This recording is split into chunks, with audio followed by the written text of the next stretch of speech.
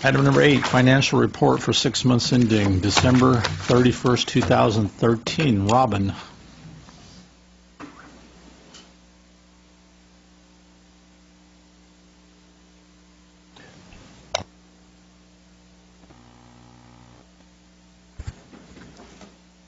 Good evening, Mayor and members of the City Council.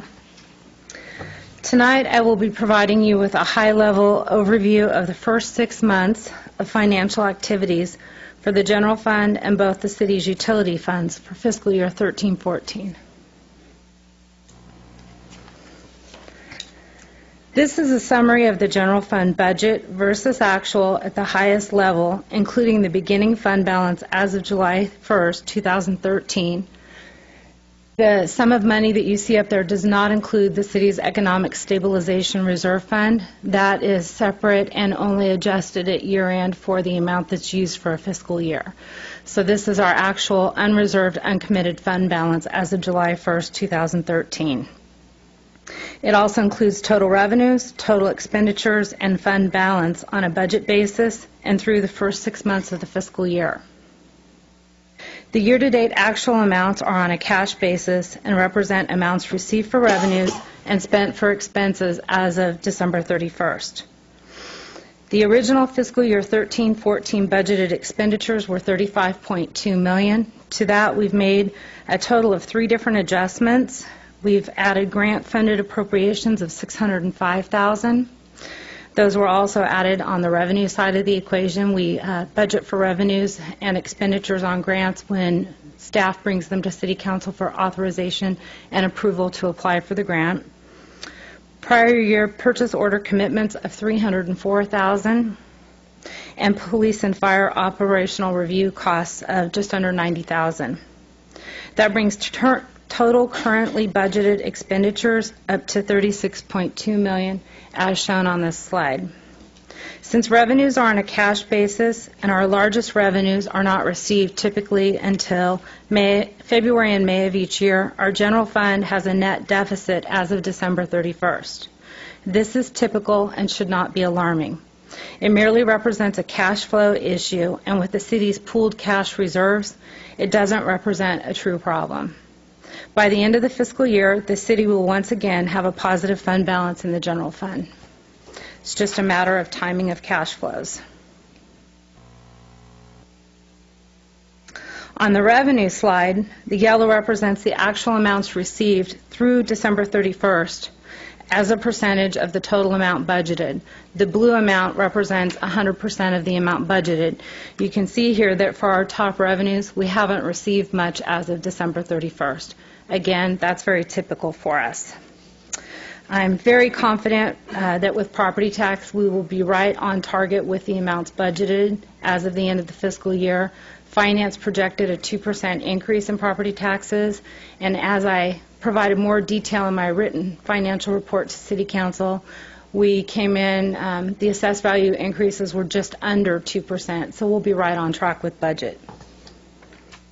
In summary, Finance anticipates the majority of the city's general fund revenues to be right on track with the budget estimates by the end of the fiscal year, even though right now it looks a little dismal as of December 31st.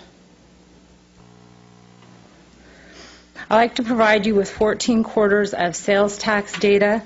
Sales tax is our biggest general fund revenue, and as such, it's important to look at the trend data over time. We provide you with the raw data on both a cash basis and an adjusted basis.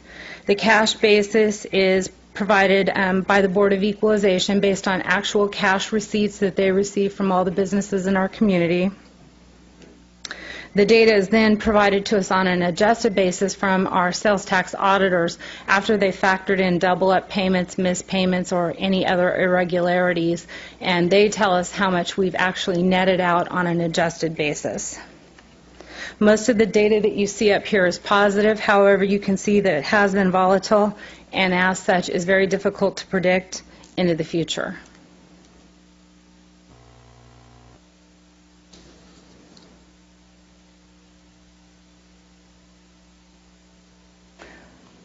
I apologize. I just noticed a mistake. On the side it says general fund revenues. That should say general fund expenditures. I might be the only one that notices, but I don't want anyone to be confused. Salaries and benefits. Comparing, again, a percentage of the total budget expended in gold compared to the blue, which is 100% of the amounts budgeted. For salaries and benefits, we've expended 44% amount of budget as of December 31st. This seems a little bit low. Typically, we would be closer to 50%, but I attribute this to all of the vacancies that the city has, and I know that HR is currently going through a lot of recruitments and trying to fill positions throughout the city. 42% of the amounts budgeted for operating expenditures have been spent halfway through the year, and in total, looking at the general fund budget, expenditures equal 43% of the amount budgeted. Again, a little bit lower than I would expect. We don't do accruals, for example, until fiscal year end, though. So this won't include anything that we incurred the expense in December but didn't pay it until January. Finance typically sees about $700,000 in savings at the end of each fiscal year from general fund dollars that are appropriated but not expended as of the end of the year. Next month, Finance will be receiving projections for fiscal year and total expenditures from all of the departments as part of the annual budget process. And then Finance will go through and tally all of those up and try to come up with a better estimate of what the year-end projected savings will be for the general fund. It's difficult to tell because we do backfill for positions with overtime when we have vacancies and still try to staff as much as possible. But we'll put that data together and provide it in the next update to City Council.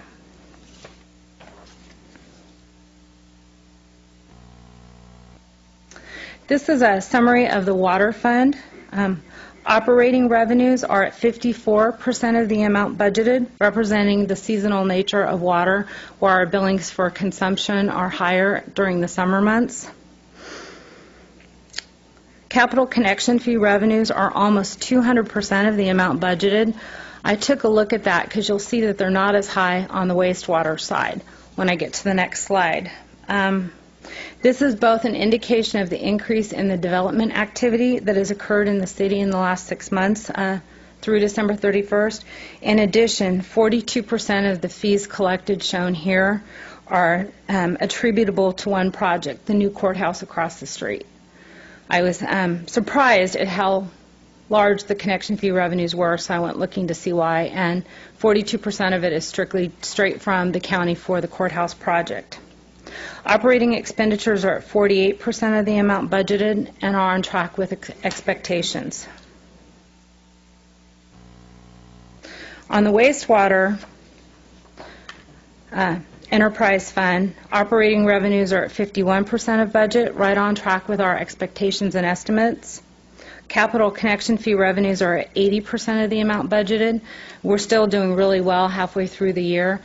Some developers don't pay for the sewer connection until they pay the developer impact fees, which is closer to when they're going to occupy and get their certificate of occupancy. So that's why the wastewater side is not as high as the water side. Operating expenditures are at 37% of the amount budgeted and are therefore much less than what I would have expected. I looked into the details of this to find out why, and on salaries and benefits, they're lower than anticipated through December 31st due to vacancies in the department. On the materials, supplies, and services, they're less because the biosolid and chemical expenditures have been encumbered, but not necessarily paid and incurred through December 31st, but will be by the end of the fiscal year. And the payment for solar expenses to PG&E doesn't occur until May, so that will cause expenditures to be larger in the second half of the year. This is something new that I've added to my report to show Council where we stand as far as our capital connection fee fund balance. Finance has been tracking the amount of capital connection fees available for payment of debt service for several years due to the decline in development activities. The decline has resulted in a corresponding decline in the connection fee revenues that we use to pay the capital portion of both the water and wastewater debt bond service payments. When we issued the bonds for utilities, they told us what the allocated pro rata percentage for allocated to existing customers versus new customers were, and we track the debt service payments and take the ones that are related to the capital future customers from developer impact fees. Those funds, as they are getting lower and lower, I always want to make City Council aware of where we stand with those. The amounts shown on the slide are the total capital cash reserves available for each of the city's utility funds as of December 31st. For the water fund, $2,383,000, wastewater, $2,419,000.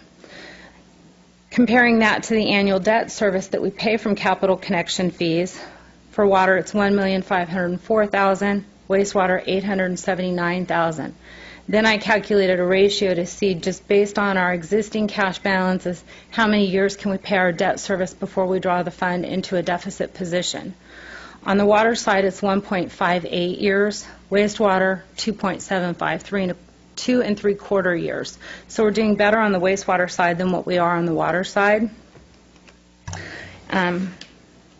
Eventually, we will be in a position, if development doesn't start kicking up rapidly, where we will draw these funds into a deficit position. Because finance does track them separately, we collapse each of the funds together in our audited financial statements each year, but we do track them separately, so we will know exactly how much deficit the fund is, and as development picks up, it will come back into the positive. And I will let council know, of course, where we stand if it starts getting too far in the hole and we're charging ourselves interest on it. We will charge the pooled cash interest rate, and the operating fund will still get its interest allocation, but essentially we'll be covering the deficit for the capital connection fee fund. Through the mayor. Yes.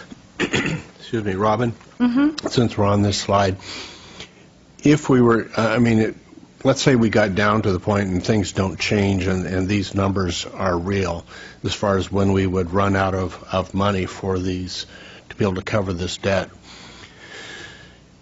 What are our options? We could raise rates for water and sewer to be able to generate additional revenue to cover for this, or hope that at some point it's going to work itself out. What are our options?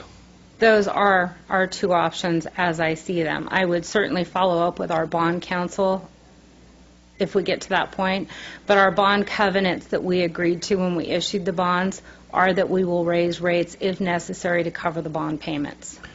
If we were to do that, we have to go to a 218 we would. process. And how long does that take, that whole process, to do that? And I'm just, in light of if we've got a year and a half of say, reserves on the water side, then it takes us 6 months to go through this process. When is that point that we need to start bringing this back to council to make decisions to make sure that we don't get out of money before we... Right. Interdepartmentally, Finance has been working with Public Works to discuss that, and we're looking at gearing up for next January to begin the process of looking where we're at.